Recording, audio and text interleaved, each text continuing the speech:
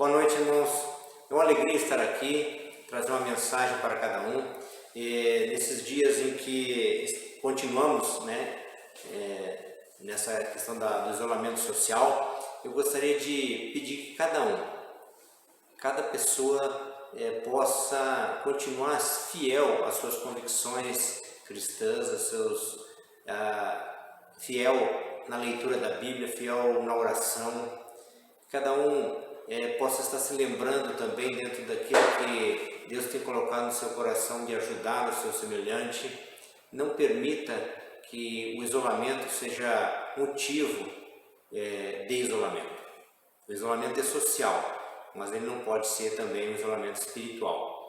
Mantenha a sua vida espiritual, a sua saúde espiritual em dia, lendo a Bíblia, orando, desejando que cada um de nós possa se restabelecer, para voltarmos a uma igreja cada vez mais atuante aqui no bairro do Tororó. Eu gostaria de refletir com os irmãos sobre o título Namorando o Mundo. Quando Paulo, na sua carta aos Romanos, capítulo 1, versos 14 a 32, e também teremos a conclusão no capítulo 3, de 23 e 24, quando ele traz uma mensagem para a igreja de Roma, deixando claro aquilo que não agrada a Deus e que eram práticas naquelas épocas, e que também são práticas, muitas delas ainda nos nossos dias. Então vamos ler o que Paulo diz, a partir do verso 14 até o 32. Eu lerei os primeiros versículos, depois eu citarei uma série de versículos, e os irmãos poderão, durante o momento em que estiverem ouvindo essa mensagem, podem parar o áudio, e podem ler o texto que eu propus para os irmãos e ao mesmo tempo depois estar soltando o vídeo e ouvindo o restante. Verso 14 diz assim: Pois sou devedor, Paulo falando, tanto de grego como de bárbaros, tanto sábios quanto ignorantes. Por isso, quanto está em mim, estou pronto a anunciar o Evangelho também a vós em Roma. Pois não me envergonho do Evangelho, que é o poder de Deus para a salvação de todo aquele que nele crê, primeiro o judeu e também o grego, visto que a justiça de Deus se revela no Evangelho de fé em fé, como está escrito: o justo viverá pela fé. O poder de Deus manifestado nas palavras da Bíblia, vai de Gênesis a Apocalipse. É na leitura bíblica que nós podemos ter acesso a esse grande poder de Deus. É na leitura bíblica que nós temos acesso ao que Deus tem para falar a cada um de nós.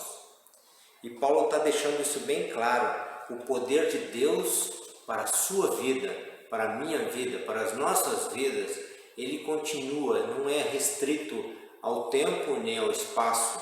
Ele não é restrito quando estamos em liberdade ou quando estamos cativos, quando estamos livres para ir e vir ou quando estamos em um momento como agora, de reclusão social. O poder de Deus, ele se manifesta na sua e na minha vida diariamente.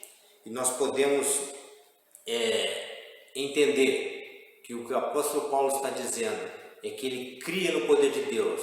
E a gente pode dizer também, eu creio que você pode dizer, eu creio no poder de Deus. Em segundo lugar, esse poder, ele é manifestado através da fé. O verso 15 diz assim: Por isso, quanto a estar em mim, estou pronto a anunciar o Evangelho também a vós outros em Roma. Mas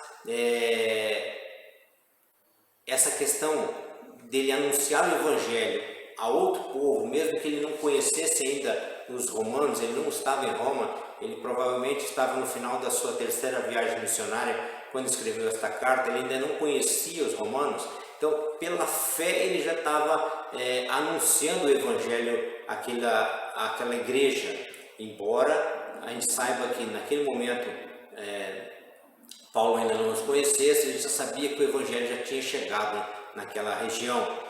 E ele queria ter a oportunidade, pela fé, de estar junto com seus irmãos.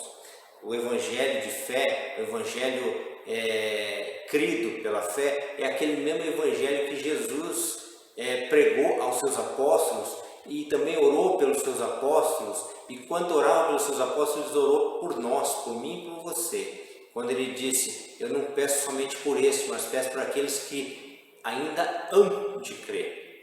Mesmo que você ainda não tenha aceitado esse evangelho na sua vida, Jesus já orou por você, Jesus já orou por mim, e Jesus com certeza tinha a ideia de que a sua mensagem chegaria a todo mundo e todos os continentes. Embora naquela época fosse algo difícil de se acreditar que a sua palavra chegasse a todos os continentes, hoje é algo real, algo verdadeiro, embora ainda haja povos que não tenham, não que não tivessem acesso, mas ainda não creem no Evangelho. Mas um dia eu creio que Deus vai mudar o coração deles. E em terceiro lugar, o Evangelho torna o homem inexcusável. Nós podemos ver a partir do verso 19 que Paulo coloca a questão da idolatria e da rebeldia do homem como uma afronta a Deus. Ele começa assim: porquanto o que Deus se pode conhecer é manifesto entre eles, porque Deus o manifestou. Porque os atributos invisíveis de Deus, assim o seu eterno poder, como também a sua própria divindade, claramente se reconhecem desde o princípio do mundo, sendo percebidos por meio das coisas que foram criadas. Tais homens são, por isso, inexcusáveis. Porquanto, tendo conhecimento de Deus, não o glorificaram como Deus, nem lhe deram graças, antes se tornaram nulos em seus próprios raciocínios, obscurecendo-se-lhes o coração insensato, inculcando-se por sábios, tornaram-se loucos, e mudaram a glória de Deus incorruptível em semelhança da imagem do homem corruptível, bem como de aves, quadrúpedes e répteis.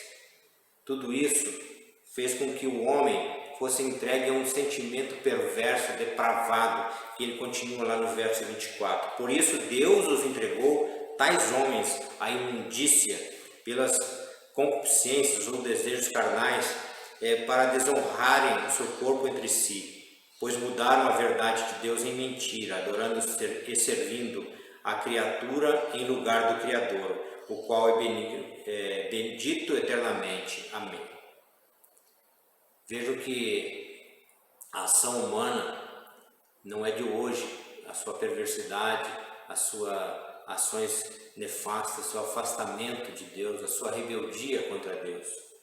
Nós podemos crer que Deus estava falando aqui através de Paulo para que aquelas pessoas que estavam em rebeldia contra ele pudessem ter esse entendimento do quão errado estavam. Irmãos, hoje, muito do que eu vou ler aqui, dessas rebeldias, ainda se manifestam claramente em nossa sociedade. Eu quero crer que você vai poder entender do que eu estou falando. Ele, continuando o texto, ele diz assim: por causa disso, Deus os entregou a paixões infames, porque até as mulheres mudaram o modo natural das suas relações íntimas com outros, contrários à natureza. Semelhantemente, os homens também, deixando o contato natural da mulher, se inflamaram mutuamente em sua sensualidade, cometendo torpeza, homem com homem, e recebendo em si mesmos a merecida punição pelo seu erro. Hoje nós percebemos que pessoas que se rebelam contra Deus, que não querem saber do que Deus deixou para cada um de nós, como mandamento, como orientação, querem tornar, não só naquela época, mas hoje, querem tornar como normal aquilo que Deus falou que não é uma relação normal. Aquelas relações homoafetivas hoje são pregadas como se fossem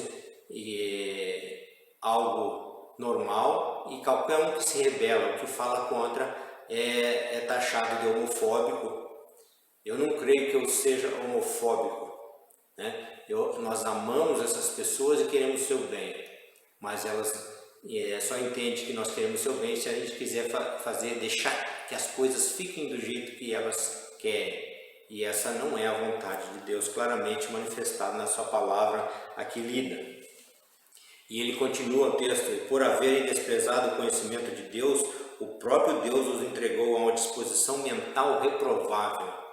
E começa a citar uma série de pecados, dizendo: cheio de toda injustiça, malícia, avareza, maldade, possuído de inveja, homicidas, contendas, dolo, malignidade, sendo difamadores, caluniadores, aborrecidos de Deus, insolentes, soberbos, presunçosos, inventores de males, desobedientes aos pais, insensatos, pérfidos, sem afeição natural, sem misericórdia. Ora, conhecendo eles a sentença de Deus, de que são passíveis de morte, os que tais coisas praticam, não somente as fazem, mas também aprovam os que assim procedem.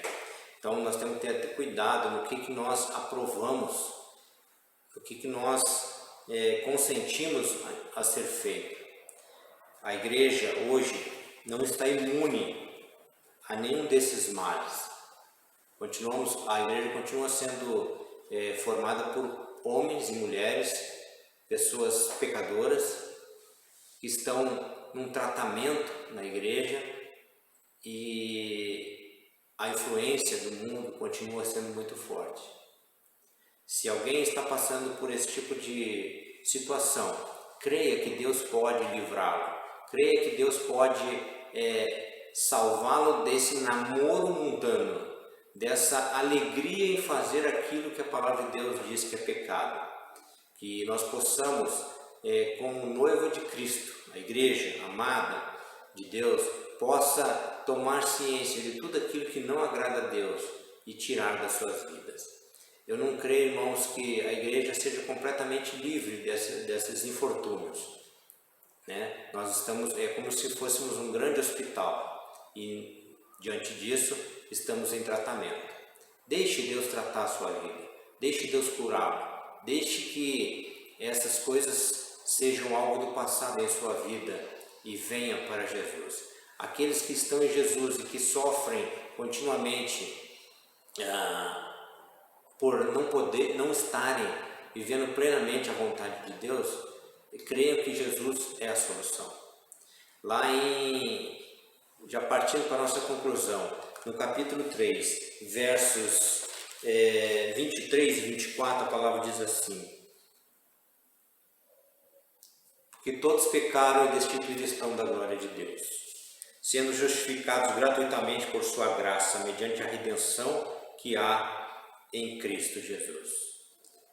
Nós somos justificados pela graça. Não temos que pagar nada. Aquele que crê em Jesus tem seus pecados apagados, literalmente jogados no fundo do mar. Não tem como voltar atrás.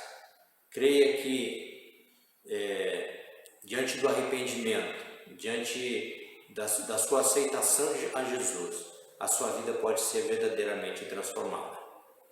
Talvez você esteja pensando: pastor, mas você está pregando para a igreja, você não está pregando para incrédulo. Não sei.